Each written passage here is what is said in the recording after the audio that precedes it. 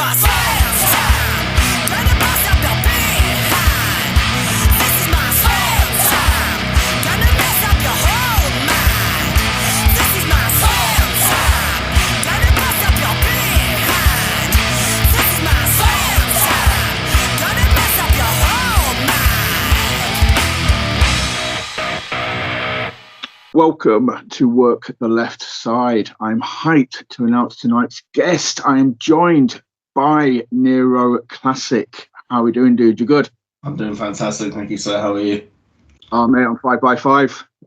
As always, in the words of Lou Nixon, too blessed to be stressed. So, Nice. good. So, but this is about you. So, Yes, sir. obviously, I know we was talking beforehand, kind of thing, and I know you was checking what time we was available, and yeah, we'll get into this in a bit. Cause I'm curious about it. I don't know much about it, but yeah, you Okay. do this thing with in games and stuff. So I've always thought there's the massive crossover appeal between wrestling and most gamers I know love wrestling. Most wrestling fans I know love games. So Yeah. for me, it's kind of cool to you're so heavily involved in wrestling, either when you as a performer working a promotion, but you also like doing a lot of gaming stuff as well. So I just think that's very, very cool. I have a very it all kind of intertwines when it comes to wrestling and streaming and on Twitch and stuff like that. So I don't want to jump the gun and answer one of your questions before answering one of your questions, but I would not be back in wrestling. So I took like a 9-year break after getting hurt. I took a 9-year break away from wrestling. I would not be back in wrestling if it wasn't for the fact that as soon as I got hurt, turned to streaming on Twitch. So like, as a wrestler, you're an entertainer. And that's what I tried to be on Twitch, is an entertainer. So people would go for the game, they would come for whatever I'm playing, but hopefully they'd stay for me because I'm trying to entertain, I'm trying to be funny, I'm trying to do whatever that I would do as a wrestler. And I took that 9 years away from wrestling completely because it hurt, like from getting hurt. It hurt to be around wrestling, even for the littlest bit. But I started doing WWE 2K games. So like on Twitch, you get subs. If you get a sub, for me, I'd be like, oh, I'll create a wrestler based off the sub that I've just received from you. So I would then have like a whole roster full of people that come watch my stream. I would then put them in computer versus computer matches, and I'd commentate over the top. And I've been a wrestling historian my whole life, so I know the ins and outs of absolutely everything. And I was entertaining people that weren't even wrestling fans and getting them into wrestling just because they were watching my stream. And if it wasn't for doing that, I wouldn't have had the itch to come back to wrestling and to be a part of IWU and eventually become one of the promoters of the company. So, but yeah, that's good because obviously I'm doing this. I'm a massive wrestling fan, but yeah. that would be amazing to subscribe to your Twitch, and then you sort of say create a wrestler based on the person that subscribed, and then put them in a match, and if you just imagine getting a right little kick out of it and just being like, I have we call it an Efeds. I used to do Efeds when I was like 11 years old, where you join a MSN website group and you'd have people typing up matches, and I'd type up promos for these matches and stuff. That's like the origins of me, is that I was so into wrestling that I wanted to be a part of it before I even started training. And I essentially took that to this WWE 2K game, and I've got people from America, Canada, Belgium, all over the world sending me promos that they've recorded for this made up Efed thing, and it's hilarious. Like some of these stories that we had, it's wrestling, it's goofy, it's just a bit of fun, which is what wrestling should be. And like I say, it's essentially what got me back into wrestling. So I've got a lot to thank for Twitch for where I'm at right now with IWU. But I say I started with Efeds. I should also note that I'm a second generation wrestler. I don't know if I think I did tell you that, didn't I, in one of the messages. My father is Blondie Barrett, Rock and Roll Express Bob Barrett. He's a wrestling legend. The less popular version of the tag team with Kendo Nagasaki. He was the less popular member, but he's still a wrestling legend in the UK, and he still does bits for various promotions and stuff. And I didn't have much of a relationship with him until I started wrestling myself. So when I say my origins are with Efeds, is because like I knew my dad was a wrestler, but I didn't have that connection with him. So I was just trying whatever I could to be a part of wrestling. So Efeds are very, very like close knit with me, like you just did that. Like, yeah, it's close knit with me. Like Efeds are great. Dude, but yeah, again, I'm a massive, anybody knows me, anybody knows the channels, watched any episodes. I'll go on rants all the time about fancy booking. I'll see a post off fancy book this, fancy book that. I'm talking to a guest, they say they want to have this match with somebody, and I'm like, oh crap, yeah, I'm having that back in my head. It melts my brain sometimes. I'm like, but yeah, I'm the same as you. That I've got that kind of enthusiasm. I've got that imagination where you're just booking stuff, or you're planning stuff, or imagining what could happen. If these two people meet, if these two people collide, what, like, just the energy. So I'm all for that. I fully support. I have a lot of energy and enthusiasm with wrestling. I've got some friends that would call me the wrestling encyclopedia, and that's because like all I do is eat, breathe, sleep wrestling. It's just constantly there. Dude, there's that. I'm just gonna tip my hat to you then, because that's. I like-minded people, so that's amazing. But as you sort of said that, like you say, second generation. Obviously, like you said, you're building, trying to sort of find that connection through wrestling. So was that what kind of, you're doing the Efed stuff first, and then I presume, obviously you looked up schools near you. You knew you wanted to get into it. It was just a case of how to get into it or where to get into it. It was a case of time and timing. When I was Efedding, like I say, I was about 11 years old, and I think personally you shouldn't start wrestling until you're 16 because your body's not formed. But I started wrestling when I was 12. Like I joined a school when I was 12.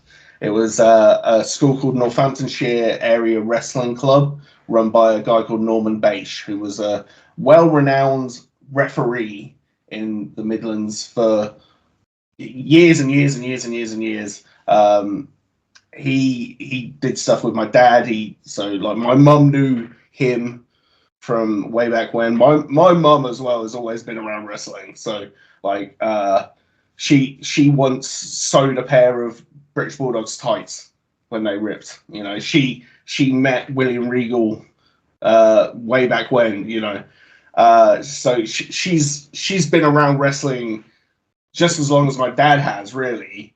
But obviously my mum stepped away when they split, and she knew there was a school, but she wanted to wait until I was of age, and I guess 12 was the of age at that time. I personally, I'm very strong with the school that I help run. I'm very much like, we need it to be 16 and up, because I know personally from the bumps and bruises and your body not forming, like, you're going to mess yourself up. And I messed myself up when I was 23, like permanently I've messed myself up. So like, I know that there's dangers to wrestling more than most. And so I'm very adamant, you need to be of sound mind and, be serious about wanting to wrestle. Anyway, I started when I was 12, and I had my first match on December 9th, 2002, when I just turned 13. I wrestled for Jack Taylor Promotions, which is in Leicester. Well, was in Leicestershire. He's long dead now, but and that was a very old school British, like British rules sort of deal. And I just remember Norman Bache, who was the referee that was the original trainer, taking us, and being a 13-year-old kid stood around some big burly blokes. It's very intimidating. Yeah, exactly. But I met some good people there that I still know to this day. I don't know if you're familiar with the Judge. I think he does APW. Rings a bell. I don't know if I've ever seen, but it's a name that I've heard. He's a character, very very good. My mum used to call him a pantomime wrestler, but like every kind of wrestler's got his place, and he was fantastic at what he did. He was absolutely brilliant. But he's still going to this day, and that was 20 odd years ago. 22 years ago that I first met him. So I started at Northamptonshire Area Wrestling Club. It kind of transmorphed into something called BCW, not the popular Scottish BCW. It was very what was it called? Briggsy's Championship Wrestling, because the owner was called Briggsy. So it's one of them. And then that morphed into another company called Extreme American Wrestling in the Midlands. Very very what would you call it? The very original name, but that stuck around for a good while, and we've sort of, since COVID and everything sort of died down, we sort of took over the area as IWU, and we've got brand new people running it, and yeah, it's a lot nicer place, I like to think, than it was before when I was there at the EAW place. That's British wrestling, not as a whole, but for a majority now, kind of thing. Obviously, you've been around long enough. You'll have seen the difference over the last couple of years compared to what it was 10, 15 years ago, kind of thing. Again, I'm speaking to other people, kind of thing. I'm not speaking from experience, but from what I hear, it's a hell of a lot more positive now, kind of thing. So, so obviously, you got into it, and then but obviously you've been started off at like a young age. So, like you said, you started actually training at 12. So you've kind of been around it, doing Efed stuff before that. Was it everything you kind of wanted it to be? Obviously, you kind of went into it with this, energy, this passion, this enthusiasm.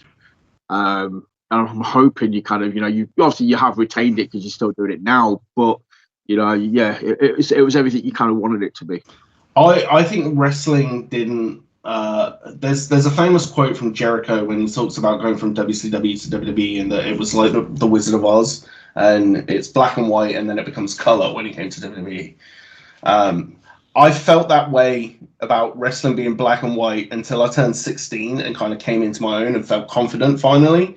And then it was color for me. And then from then on out, from the age of 16, so 2006 till 2013 when I got hurt, I felt invincible. I felt on top of the world. I wasn't everywhere. I was quite a few places in the Midlands, but I felt on top of the world. I felt famous, even to a certain extent, and that may be ego or whatever. But every wrestler's got an ego. I don't care who you ask. Every wrestler's got an ego. If you don't have an ego, you're not trying to be at the top. Yeah. So to me, it was part and parcel, and I loved every second of being a wrestler, and I think that's why I went away for so long after I got hurt, because I could barely watch wrestling on TV. I still did because I can't stay away, but I could not attend a wrestling show without feeling like there's like a knife being stuck in me and being twisted. I've got all these friends that I've got all over the country doing so well.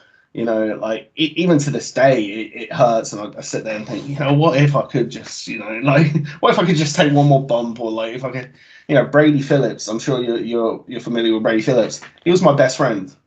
Me and him were best friends when we were 13, 14 years old. He used to sleep in my bedroom every friggin' weekend. We spent so much time talking wrestling on trampolines. We were trained to a point, but we still loved just wrestling at every opportunity that we could, and it was it's an addiction. Wrestling is an addiction, and it's the adrenaline and the dopamine that you get from wrestling. And I'm so glad that I'm back in, because like I say, every wrestler's got an ego. When you're wrestling yourself, you're in it for yourself at the end of the day.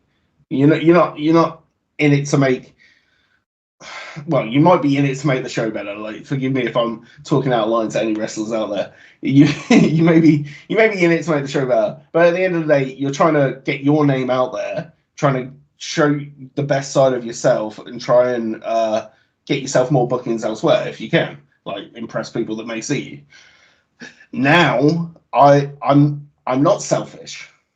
I've got to think about everybody that's on the card. I've got to think about everybody that like to sell tickets to. Like, I had a famous quote. I say famous quote, but in my head it was a famous quote that every promoter was an asshole. Yeah.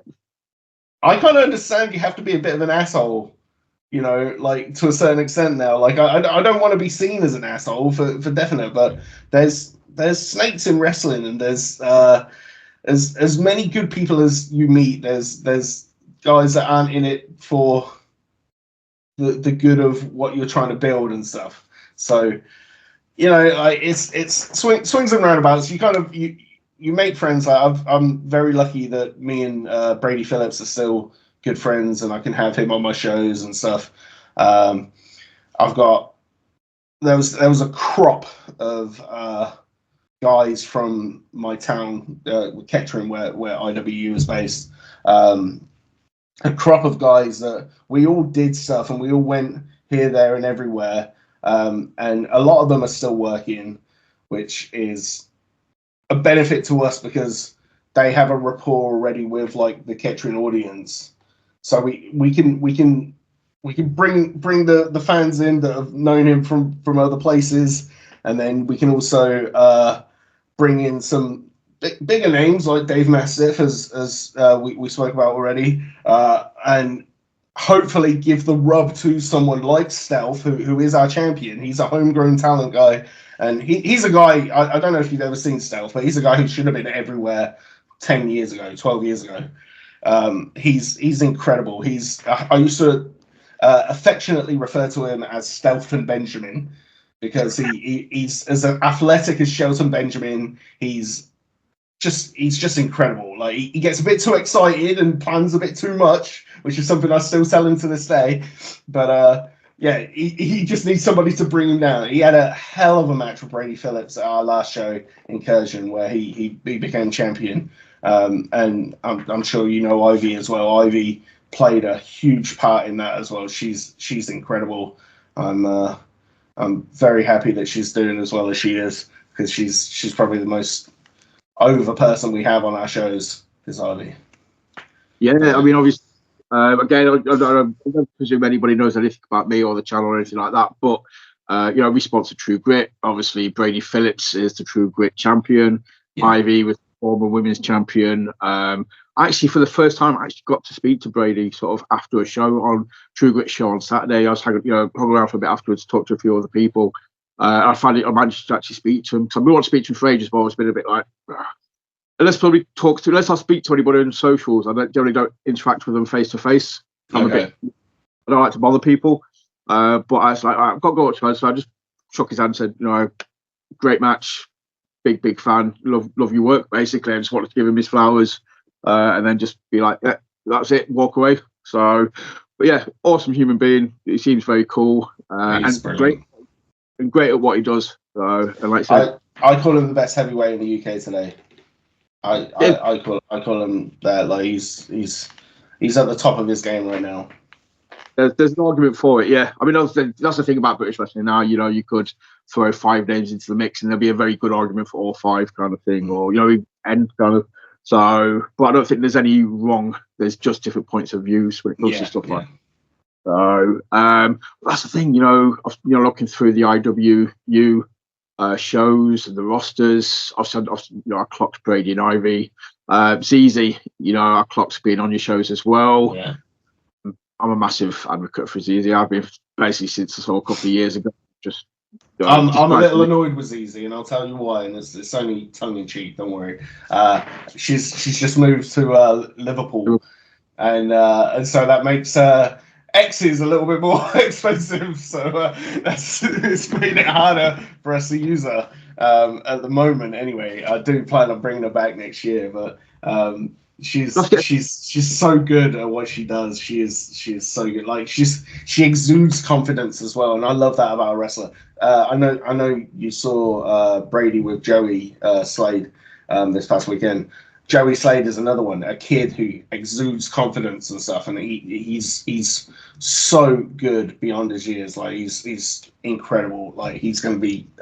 He calls himself a generational talent. Believe it. Do you know what I mean? Yeah. Like, Yeah, but I'm not again.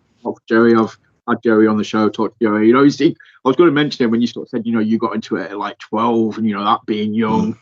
I know Joey's at Conquest, you know, this coming weekend. So I was like, well, you know, there's somebody out there that's got you beat by like 2 years. Yeah.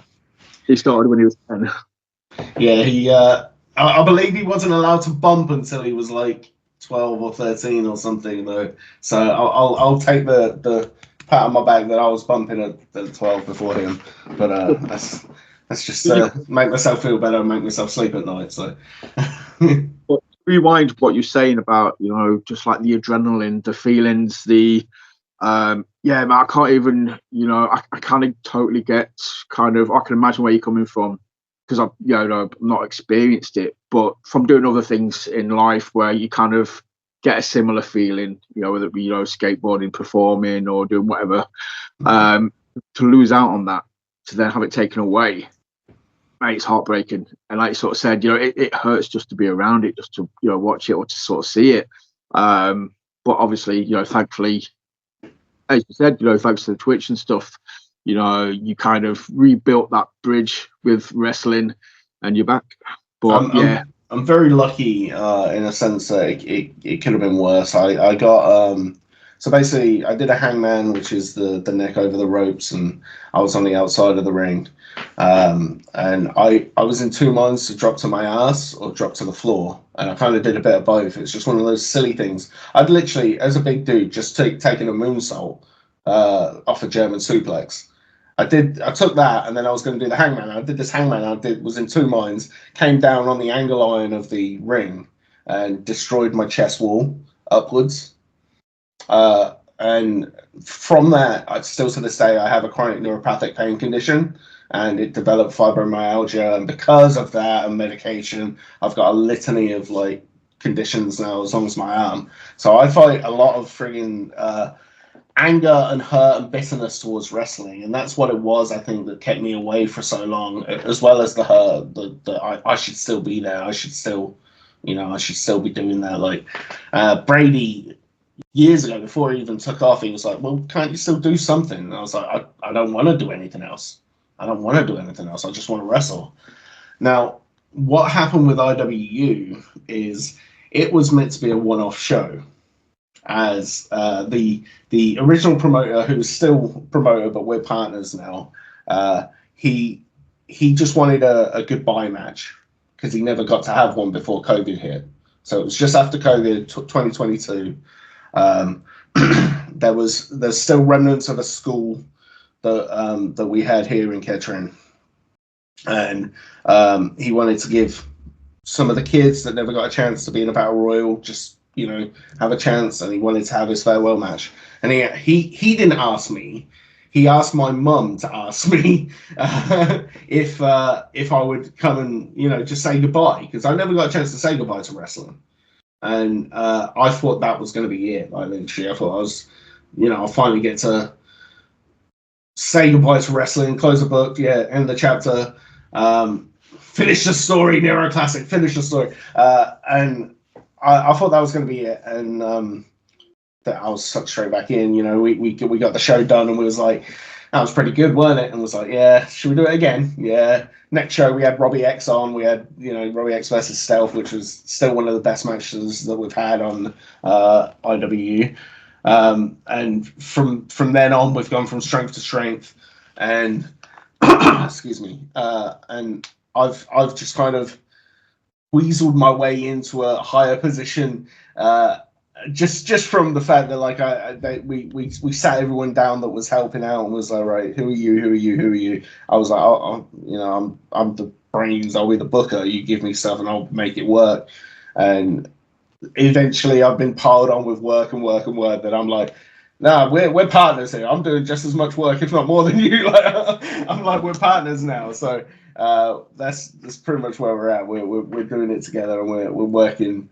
It's good. It's good to have somebody to shackle you as well. Because if I had it my way, I'd be like, right, I want to book Dave Mastiff versus Will Cruz, and I want two big beefy men, you know, like going at it. You know, I want this, I want that, and you know, we have to think. You know, we gotta think of budget. You know, pull it back a little bit. And at the same time, he was like to me, "What do you think about a hardcore division?" I was like, "Nope." And that was literally it. I was just like, no, I don't want it. And we bend to each other's will. You know, like there's some people that he wants to use, some people I want to use, and we just come together and we make it work. And it's nice as well because me and sorry, I haven't even said his name, Danny West, who affectionately was wrestling as Mr. J for most of his career as part of the Imperfects, another Midlands tag team that really did take off in our area. And he and I were best friends growing up as well. Like, you know, because like I say, we're all similar age. We're all from the same group of lads that came through the same school, Brady Phillips included. And, you know, Brady will tell you he didn't start learning wrestling until he went to Joseph Connors' school, which I understand because Joseph Connors is incredible and he is top notch. But we all started here, and where he's gone and excelled, you know, other people have floundered a little bit, but we all have something, and we all have something to give. There's if you saw the announcement today, we've got A-Star Andy Poole on our show. He's another Kettering lad. He's coming closer to the end than he is at the start, as people say, and he has decided to like acknowledge that and take more shortcuts and stuff, which lead to more comedic situations. I had him singing a song, serenading me with a song at the last show. I'll have to send you the clip, but he serenaded me with a song. He had his guitar out. He was singing me a song. It was brilliant. And you know, like I like to think that all of us, Stealth, Andy Poole, myself, even now, Mr. J, Danny West, and Brady, and you know, our general manager, working general manager, Kyle Masters as well. He's going to be stepping in the ring with Brady. He was one of Brady's first trainers, you know, so this is like sort of a big match for Brady as well as it is for Kyle Masters, because Kyle Masters hasn't wrestled in X amount of time, and like that he's part of the crop of guys. He's from the town over, but he's from the crop of guys that were all here from the start. So we've all got something to give still, which is nice, and it makes it feel like home still, despite the fact that it's been a long time, 20 plus years of doing this, you know. Yeah, but it's cool that you kind of still got, you know, you all still got that connection, you're all still working together, you're all still kind of bouncing ideas off each other, and still kind of like elevating each other in any way possible.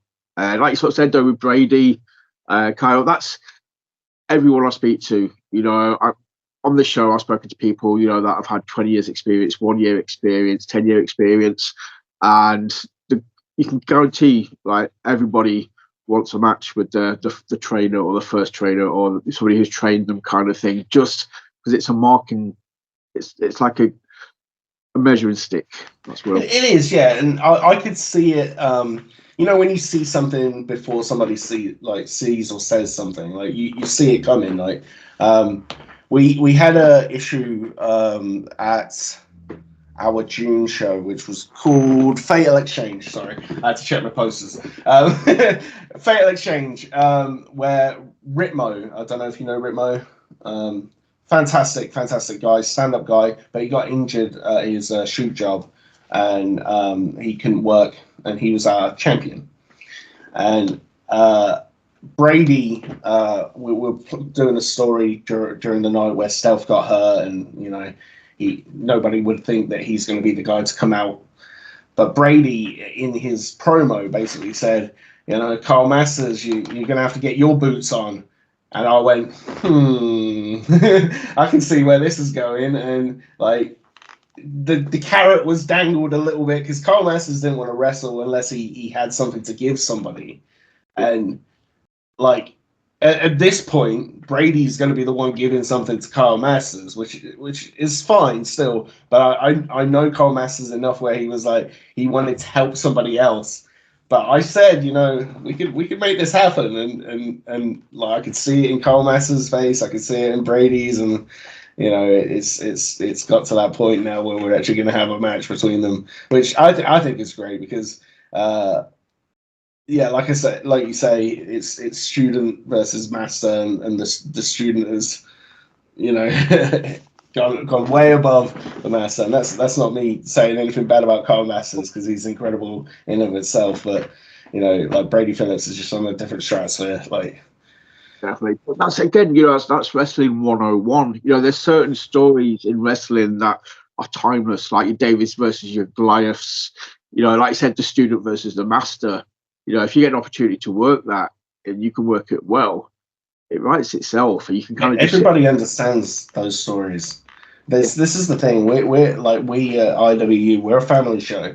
We have children of all ages there. We have people of all health and disabilities and everything. And we're just trying to put on a good, entertaining show for everybody.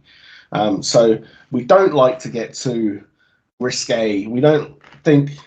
I don't think too much weaponry is a good idea. You know, I don't like seeing blood unless it warrants it. You know, like I don't want anybody to be like, I'm going to play tonight, boss, and I'll be like, no, you're not. Like, do you know what I mean? Like, it's just like I don't know how common that happens in wrestling these days, to be honest. But I remember when I was working, I thought, you know, you think it's the coolest thing. Oh, you know, I'll blade and I'll look. I never did it, but you know, like I always thought it'd be cool. But yeah, you know, it's a show for all ages, and I'm quite pleased with the fact that we have those stories that people can follow and kind of understand. that's it. It doesn't be complicated. It doesn't have to be a freaking M. Night Shyamalama Ding Dong film. You know what I mean? Yeah, it doesn't have yeah.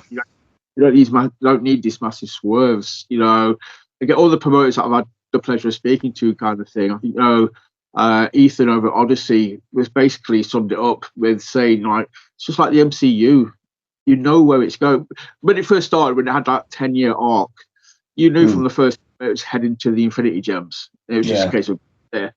And it was pretty much by numbers, but it was still freaking awesome. It doesn't mean it's good. It's just basic storytelling. Get the audience involved, get them excited, you know, and then it's good guy versus bad guy, basically. If you confuse them, you lose them. Yeah. Yeah. So keep it simple. Dude, that's it. So, I mean, there are some promoters out there that could, you know, twist it if they need to, but that's few and far between. You don't need to do it based on, you've got to know your audience. And as you sort of said, your family show, you're catering for all ages. You have to make it very clear, especially like for the kids. You're like, these are the good guys, these are the bad guys. You cheer the hell out of these guys and you boo these people. Boo loud. You know, I'm just Danny, sorry, go ahead. I've just started taking my son, you know, person shows is like 6. And, you know, all I was asking when they come out, are they a good guy? Are they a bad guy? And most of the time I can be like, bad guy, good guy. And other times I'm like, don't really know at this promotion. Because sometimes somebody comes in and it's like, I know they're a baddie here and they're a goodie there. I don't know what they're going to be today. So we'll just wait until the match starts and then I'll tell you if they're a goodie or a baddie. So one thing that Danny always says, the partner promoter, is that somebody's every show is somebody's first show. So you've got to be able to tell the story from the start of the show to the finish of the show. You can have cliffhangers and you can have things, but as a general rule, we run 5 shows a year, which isn't a lot, but we're still baby company, I like to say, and we're still finding our feet and stuff. So we tell these stories. We have an overarching story, but we tell stories from the start of the show to the end of the show so that people can follow it and understand who's the good guy, who's the bad guy, who you should be cheering for, who you should be booing.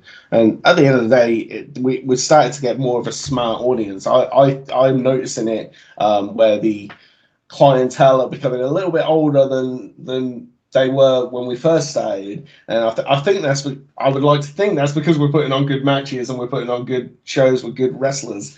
But you know, like it's you know, you can boo and cheer who you want then at that point, can't you? But like for the kids, when you're producing a family show, you've got to make it very clear for them. Definitely. But you mentioned it earlier. I've got to rewind back to it. You know, the Conquest this weekend. We talked about it. You mentioned that we talked about it earlier, and that was obviously before we hit record. So nobody will have heard us. So I'm going to talk about it again. Dave Mastiff. Yes. I mean, that dude. You know, I've been a massive fan of that dude for over a decade, basically. You know, I'm glad to see him back. I'm fuming that he's not booked everywhere in the country at the minute. As soon as he came back to these shows, kind of thing, I was like, yes, everybody should book Dave Mastiff. He's freaking amazing. But you guys have him, and you've got him We again. do have him. We're very, very lucky. We had him this past show in September against Ritmo, which was probably match of the night, and that's going up against Stealth versus Brady Phillips. In that it told a great story. He told a great story. David versus Goliath. It was. Ritmo's a smaller guy, and we got Big Dave Mastiff, and essentially it was face v face because you can't book Mastiff as a heel unless you've got him for a long time where you can establish him as a heel, because everybody wants to see Mastiff because he's a name. So like people are going to cheer him regardless. Like, and yeah, like you say, we're very lucky that we've got him. We've only got him for the 2 shows at this point. The Incursion in September and Conquest this Saturday. But it should be a fantastic match with him versus Stealth. I'm very happy to see him back wrestling. I don't know how much he's done since he's been back on our shores, but it is good to see him putting 100% effort in. Because I mean, like, I don't want to sound like I'm being disrespectful to Mastiff or to anyone, but when you've been that big of a deal, sometimes you think, oh, they're not going to pull their weight. I can 100% say Mastiff pulled his weight at Incursion back in September. It was a fantastic match, and like I say, I was hooked from the moment I saw it, and it told a great story. And a lot of flowers needs to be given to Ritmo in the David situation there. So because he got beaten up brilliantly. Like, you know, he took a beating and he took it with a smile on his face, kind of thing. It was really good. I'm so happy that we've got Mastiff, and I just hope as a promoter it translates to ticket sales, you know, coming up over the next couple of days. So, yeah. I mean, I'll hype the shit out of it if you know, as much as possible. But yeah, like I say, it takes 2. So as great as Mastiff was to say, you know, Ritmo, he's got to sell it. He's got to get that sympathy. He's got to play the David part. You know, it goes both ways. It's a 50-50 kind of storyline. But yeah, Mastiff, like, I totally get what you said as well. They're like, when somebody's been to the top of the mountain, you kind of think, you know, they could just turn up and just phone it in, basically, and just be like, you know, they're coming to see me regardless. I could just literally stand here and people are going to come see me anyway, so why bother? But I think a lot of the British guys that I've seen that have been to the top, when I've seen them and they've come back, man, it's like it's lit a fire in the arse or something. They've come back even better than they were before they went, kind of thing. It's weird. Because they could sit back and rest on the laurels, but man, these guys are fired up. They've got a point to prove, haven't they? Yeah. I saw last month, and I seen him. Joseph Connors, first time I've seen him since back. I saw him against Spike Trevay. And mate, that was like just absolutely amazing match. But again, I didn't know what to expect. You know, Connors is Connors. But yeah, I saw him and I was just like, dude, he's better than he was when I last saw him, kind of thing. So. Same for Mastiff. I made Jordan as well, somebody else that I saw come back. But yeah, I'm just a massive mark. Random fact for you: Dave Mastiff's Instagram picture is actually a piece of artwork that I did for him. You did? Okay, I like that. That's a good piece of work. I've got a little fun fact. I've already told it to you, but I will say it for everybody. Is that I knew Dave back when he was Dave Morales. Back at the Wrestling Association of Rugby shows. We're talking 2003, 2004 sort of time. We were on those shows together, and I'm talking to these guys not like I know him, so I'm talking to these guys like Mastiff, and I'm like, hey, we were on shows together, but I run a wrestling company now. And he was like, yeah, I remember you. I was like, yes, little pat on the back again for me, because people do remember me somewhat. So you made an impression, but like I say, it's just nice. It's kind of like, oh, okay, yeah, like you say, it feeds the ego. Everybody's got an ego. It's just nice, yeah, nice to be remembered. It's nice to be acknowledged. But yeah, I think Mastiff, like, one of my favorite quotes, I think I remember him saying it years ago, was like, it was all about all these wrestlers, being like buff and having six packs and everything like that. And my man was like, powerlifting. He's like, what's cooler than a six pack? Being able to flip a car. I was like, yeah, okay, that's that. Yeah, I wanted to say something when you were talking about phoning it in. I'm just going to pull back on it. Is that Roman Reigns? I don't know if you saw Crown Jewel. It was very simple. Like, they were popping for the smallest things, and so he doesn't have to do much. And I was talking to my friendship group when I was watching it, and I was like, "No, this like." They were like, "Yeah, but why are they popping? He's just done tiny little things." And like, I'm like, "Well, that just means that he's over. Like, he's done his job. He's done his money. Like, his hard grafting work. He's earning his money now by taking it easy on himself." Like, so phoning it in can be seen one of two ways, I think. Like, you can either get your pops by doing 360 flips and all sorts of backflips and stuff and twists and turns and then slap your thigh, or you can do something, give the crowd a look, pop them with a shot, and that's all it needs. Like, he's earned it, and that's what I felt like with Mastiff. He's earned it, but then, like I say, he blew it out of the park. So I'm very pleased that we had the blew it out the park Mastiff, and I cannot wait for this Saturday with him versus Stealth. But yeah, no, I get what you mean. But I think it depends on the kind of wrestler and the environment that they're in as well. I mean, if they're obviously, WWE, they got the monopoly down on storytelling. I mean, they are the masters of, whether people believe it or not, want to, like them or dislike them. They're obviously where they are. They've been doing something right for the last 40 years. Mm-hmm. Tell stories. They make moments. They care. They make you care. They get you emotionally connected to the town. Yeah. You don't have to do all the crazy shit in the world when people are emotionally attached to you. When people are emotionally attached, they'll pop for a gesture. They'll pop for a simple move. That's the difference. Yeah. I'm making people care. That's what I'm saying. Yeah, definitely. Anybody that does know me, like Brady would tell you that I'm a biggest WWE mark going. Like, I'm not a tribalist, so I'm not like, I hate AEW, I love WWE, but I do find a lot of like AEW to be kind of like ADHD viewing, where there is not enough story for me. They have increased the story lately. I will admit, like with the Hangman Page and Swerve stuff that they had going on, that was great. I didn't like the steel cage match, but that's another story for another day. But like, I'm a big WWE guy. I've always been a WWE guy. I was WWE when it was WCW versus WWE, and I'm a big WWE guy. So I got a lot of love for WWE. Oh, mate, I'm not so much either at the minute, because I just found the whole tribal thing just kind of put me off, and I kind of focus that much on British wrestling. That's all I pretty much watch now. But back in the day, yeah, I'll still check stuff out on YouTube. I'll watch the videos here and there.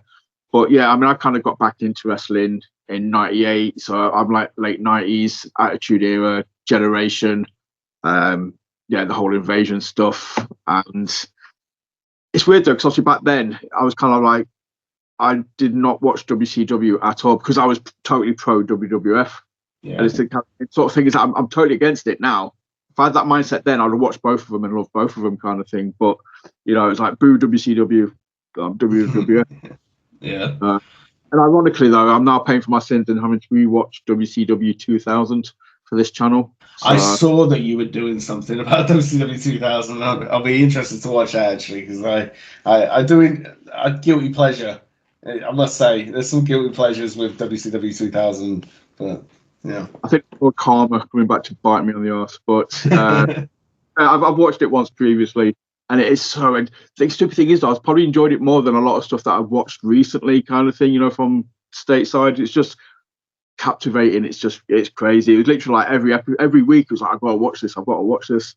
And it's wrestling at its best, which is, again, you know, as a promoter, that's what you guys are striving to. You're coming up with the ideas. You're coming up with these stories. You're trying to sort of captivate the audience. And you know, as much as I love talking to the talent, I like talking to the people behind the talent as well, because you guys, you know, I've mentally got the hardest job mentally for me. You know, you've got to be constantly creative. You've got to be coming up with ideas. It's tough. It is tough with the you know, I call myself the booker man in most of my circles because I'm, you know, I love that term. But I am constantly thinking wrestling anyway. So like if I'm you know, if I'm just thinking, well, you know, as a note, we've got another show in February. And so I'm already thinking before the show's finished, like where are we going with that? Where like we kind of do it as a calendar year kind of thing. The story, the arc, you know, we called it Independent Wrestling Universe because we were meant to center around like the Marvel Universe, Cinematic Universe kind of thing. You know, we were meant to like have that. We had a show called Civil War. We had we've had stuff like akin to the thing, and this is like a new phase, let's say, like as we start the new year. So I am thinking from here, how do we continue the stories that do need to continue, and how do we make things fresh again for the fans when it comes to the wrestlers? Because I like to think this year especially, we've had a revolving door of talent. We've had lots of people come in and out, and you know, like Mastiff is coming in, and he's done great for us. We had Hustle Malone come in, we had Cy Gregory come in. We've had people come in, and like not necessarily I'm going to have to use them every show, but like I like to see. You had Brandon Brooks on here a few weeks ago. We had him step in last minute for our show in September. And he did incredible. So I'm now thinking, right, I need some way to get him in here full time. You know, I like the revolving door thing because I get a little taster of what these people can do for these fans. But like I said, we still got our staples of our crop of guys that we have that are mainstays. Oh, you've got to have it. I just want to kind of give myself a little pat on the back there because you've mentioned, you know, the MCU. Obviously, I said what I said about 10 minutes ago, like about wrestling being like the Marvel, the MCU. I was like, yes, I was on point. You know what I said. Yeah. And I made a reference beforehand, and it kind of like I'm feeding my ego now. No, you got to. That's it. Yeah, Brandon Brooks, amazing. But yeah, you've got to. I presume again, you know, only speaking from this side of the curtain, but that's the secret of success. Is, you know, you've kind of got your core roster. And you pull people in to kind of feed to them, to kind of make them, you know, look good, for them to tell a story, for it to mean something. And obviously, like, you know, the wrestling law is, you know, the traveling star should be used to make the homegrown talent look good. It matters. You know, the fans are coming back every month to see your guys. You know, not the guys that come in 2 or 3 times a year. So I 100% agree with that, and it's been sort of my goal as Booker Man since taking up that role is just to be giving Stealth especially the opportunities that he should have had 10 years ago. Like we gave him Chris Tyler. You know Chris Tyler? He started at our school back in like 2012 or something. He's from our town and our area, and he started with us. And he made it to the mountaintop. He got signed to WWE for a little bit, and you know he's gone off and done some stuff, and now he's back on our shores wrestling again. And you know I'm almost certain I'm going to be booking him in February because I loved him. He had a neck injury at the start of this year. He was meant to be on our February show this year. He had a neck injury, he had to have surgery, and he's back wrestling now. So I'm like, right, we're going to snap you up and get you back in there with Stealth. It's the same thing. I got Robbie X in because I've wrestled Robbie X. I've wrestled with him on shows and stuff. And I was like, we've got a friendship. So I was like, come on, I need you to wrestle Stealth. It's my goal, and I do this because I love stealth so much, and I think he should have had so many opportunities. He's his own worst enemy sometimes. Like some people should. Where I branched out and contacted other people, he maybe rested on his laurels and thought, they'll if they want me, they'll come get me, kind of thing. And it's not always the way to go about it. And he's getting close to 40 now, I want to say. So he's been doing this just as long as I won't tell anybody. But he's been doing this just as long as I have. In fact, he was there the first day that I walked into the training school when I was 12 years old, and he's been doesn't look a day older. He's in the best shape that he's ever been in, and he's producing the best work I've ever seen him do. And this is a guy that was producing the best work on the show 12 years ago when I was still wrestling. He's just insanely good. I just wish he had the opportunity. So that's why I'm throwing everyone that I can, any name that I can get to wrestle stealth. And there's people like, Joseph Connors has wrestled stealth before. I would love to get him in to wrestle stealth, just because it, like you say, it elevates stealth. It makes his star bigger because he's wrestling these bigger stars, and it's the same with Dave Mastiff. Like Dave Mastiff came in, he made a huge impression, and this weekend it's going to be the clash of, like, I don't want to say the immovable object versus the irresistible force. I don't want to use those cliches, but stealth is our homegrown Super Cena. I say that in the most affectionate sort of way. He is our Super Cena. And then you've got Mastiff, who is Mastiff. So it's going to be chef's kiss, Yes. Again, pat myself on the back for getting that one in, because I needed that. The cliches for a reason, dude, because they're true half the time and they work. But yeah, I think it was, again, I'm like you, man. I soak up, I read books, I watch videos, I read documentaries and stuff like that. And there was it was a quote by Eddie Guerrero when he first got suspended or sacked from WWF. He had a match against Loki at Ring of Honor, and there was like, he turned up and he looked at the sheet and he's like, "Why have you got me down to win? I'm here. Loki needs to win this match. Use me to get this guy over. I'm the traveling talent. I'm not here to win matches. I'm here to make your guys look like stars." So that's always stuck with me. That Eddie Guerrero knew what he was on about. So that kind of stuck with me. Yeah, the thing is, you don't get that with everybody. There will be people that like to protect themselves, and that's fair too. Like I'm not talking down of anyone for wanting to protect themselves or protect their finish or anything like that. Like that's totally fine. But at the end of the day, wrestling is a work. Like it's. I always thought of myself as the guy. Turn up, this is what I'm doing tonight. Okay, thank you, sir. Like, do my job, get paid, go home. Like I have the mindset that that's the way you should be. That's not always the way wrestlers will react, but that's also good in an iron sharpens iron kind of way. Like Brady, and this is not saying that he was hard to work with at all, because again, we were best friends. We know wrestling. He was adamant he wanted Ivy as special guest referee for the match against Self, and I was like, I don't want Ivy getting the Karen chance because she's so good at that. I want the match to be about you two. And he was like, look, they may chant Karen, but we'll bring them back. And once he said that, I was like, you know what? I trust you wholeheartedly. So. Like, I'm not saying he's difficult to work with because he's not in any way, shape, and imagination, but it's just having that personal connection with people that we can bounce ideas off each other and we can make things better. Sometimes it doesn't work, but you got to try stuff, haven't you? You got to try your ideas, and it just shows that they care. The talent care sometimes is that they want to make things better, and that's what it was with Brady. I am saying there are some people that won't do that. They're in it for themselves, but again, I was a wrestler too. I was in it for myself when I was a wrestler. So you see both sides. I just used to quote that from the Eddie Guerrero quote, and I know that's one example. It's not one size fits all kind of thing. It's different situation, different scenario.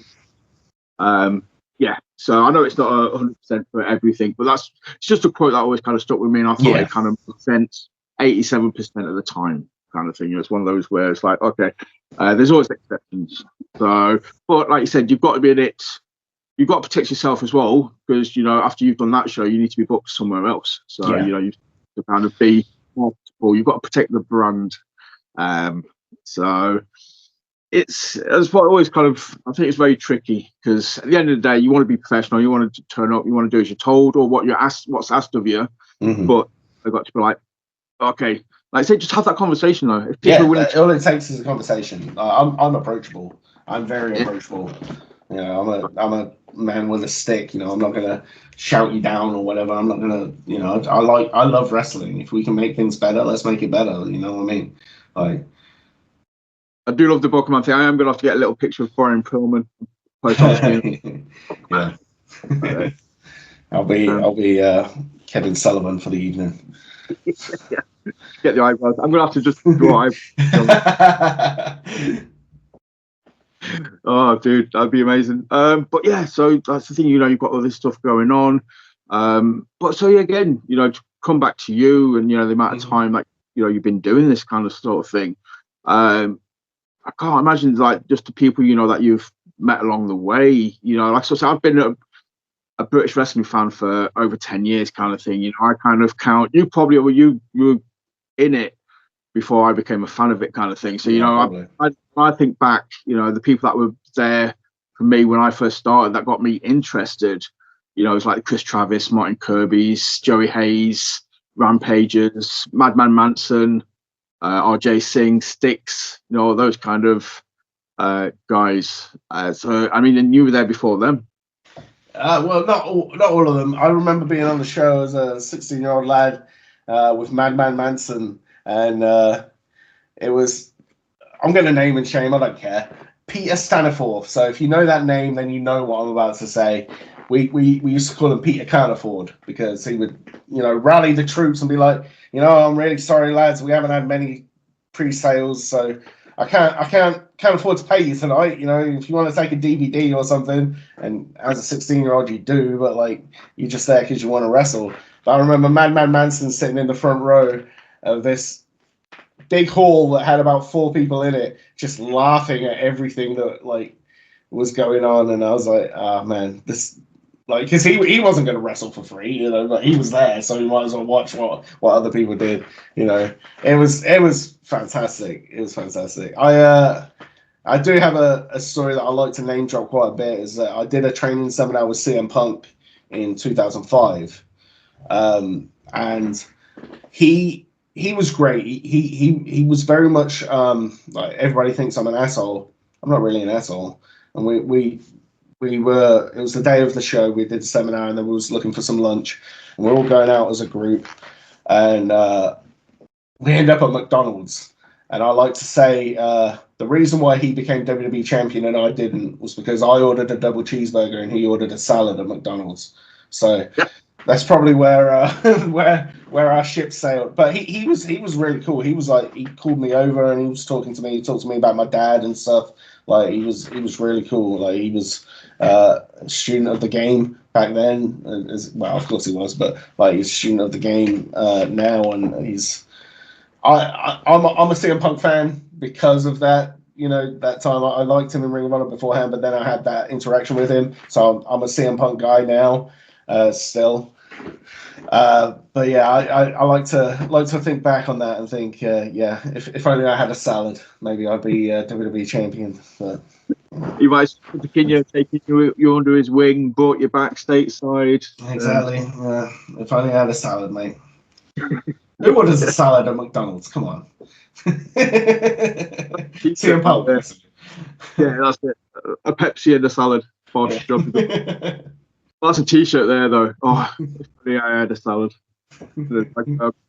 But that's very cool, though, as well. Like so, say, just being around people that kind of appreciates. It kind of goes to show that he loves wrestling as well. The fact that you knew your dad, you knew that. So the thing is, I think we kind of forget that how established British wrestling was in the 80s, kind of thing, late 70s, 80s. even in America kind of thing. Those guys over there looking at like World of Sport, and it was almost like the opposite way that we watch WWE now kind of thing. They're looking at the British wrestling, and it's like, oh.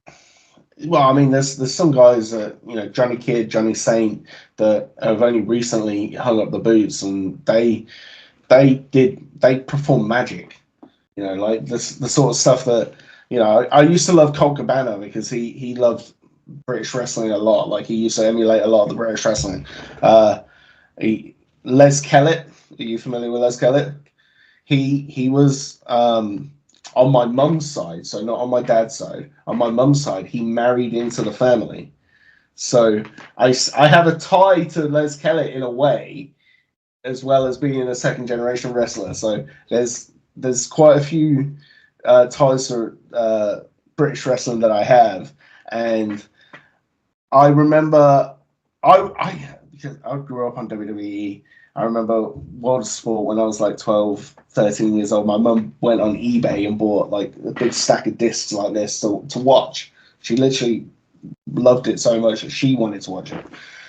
And she was like trying to sit me down to watch it. And I was like, nah. And it wasn't until the Wrestling Channel came out in 2004, I think it was, when I actually watched some World of Sport. And even now, I like to look back on it, and like I talk about it with Brady Phillips a lot as well, as the World of Sports stuff is magic in a way. Like the rules that they had, like you're not allowed to touch your opponent after they've landed on the floor unless you're already like in a grip with them. Like just the ingenuity and innovation that they had is something that shouldn't be lost. Like people should be watching World of Sports stuff. Like, yeah, there's no flips, there's no that. Screw it, watch it, learn some technical wrestling because it is incredible. It is incredible. I love it. Again, I'm not talking from experience, but what I get to see on a regular basis. And True Grit have what's called the Pure Division. It's not World of Sport, but it's kind of close. It's like 3 rounds, 3 5-minute rounds. They get like 3 rope breaks. And you can only win by like DQ, knockout, or submission kind of thing.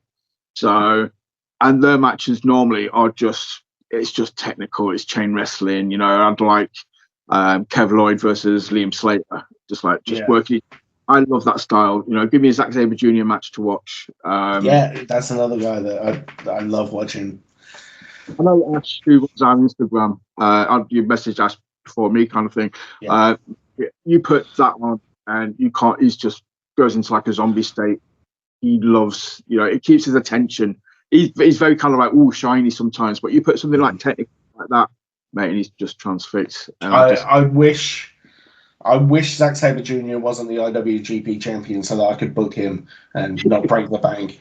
Do you know what I mean? Like, I absolutely love Zack Sabre Jr. so much. Like, but again, I want all of these guys for Stealth because Stealth is our apex of IWU, and he deserves to work the best. So I sit and I do, like you said, you fantasize and fantasy, but you literally just said Zack Sabre Jr. and I went, that would have been good, wouldn't it? Like, like if only, maybe one day, but it's. To be fair though, dude, I think we've got a wealth of talent around, and again, based on the names that we've mentioned previously that you've had through your doors, like Brady, ZZ, Ivy. Obviously, you kind of these guys know you're in with these guys. Like you say, Brady's a mate and stuff like that. So you kind of got that elevation. House of Pain, Paul to Tap, Brandon Brooks, Joey Slades, Harley Harris. Obviously, is on your show. Yeah. Well, so there's people there that you can kind of pull in if needs be. I'm going to let you go in a minute, but I said I was going to mention before we hit record. I just want to mention Dutch. He's obviously been on your roster. I also had the pleasure of speaking to Dutch and Becca a couple of weeks ago for Fight Factory. Any chance I get just to shout out, show Dutch some love. I believe they just announced that they made like $4,000 or something for their cancer show, which is absolutely incredible. That is hats off to them. Like they are fantastic. Dutch to me is the epitome of a solid hand. Like he's there. I got him wrestling Stealth. It's just because iron sharpens iron and everything, and you want the best for your best talent. And Dutch is so good. Like I remember we were running late on time.